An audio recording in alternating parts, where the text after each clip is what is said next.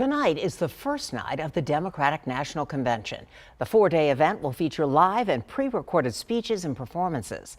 Natalie Brand has the highlights of night one of this unconventional convention. We the people. We the people of the United States. We the people call the 48th Quadrennial Democratic National Convention to order. With that, the Democratic National Convention kicked off with headliners including Senator Bernie Sanders and former First Lady Michelle Obama, who talked about watching the former Vice President Joe Biden up close. He will tell the truth and trust science. He will make smart plans and manage a good team. The night featured musical performances, starting with a stirring rendition of the national anthem. Night one was also designed to showcase support across the political spectrum for Republicans, including former Ohio governor and 2016 presidential candidate John Kasich are lending their support to Biden.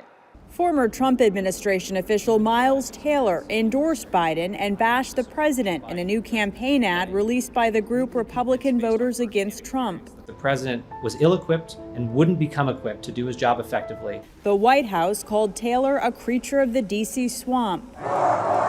Earlier, President Trump took a swipe at Democrats during a trip to Wisconsin, where the Democratic National Convention was supposed to be held in person. They talk about a convention. How do you watch a taped speech? Natalie Brand, CBS News, Washington. President Trump confirmed he will deliver his acceptance speech next week from the White House. Former San Antonio mayor and presidential candidate Julian Castro will not be speaking at the Democratic National Convention. Castro was a keynote speaker at the DNC in 2012, and he was the only Latino candidate in this year's presidential race.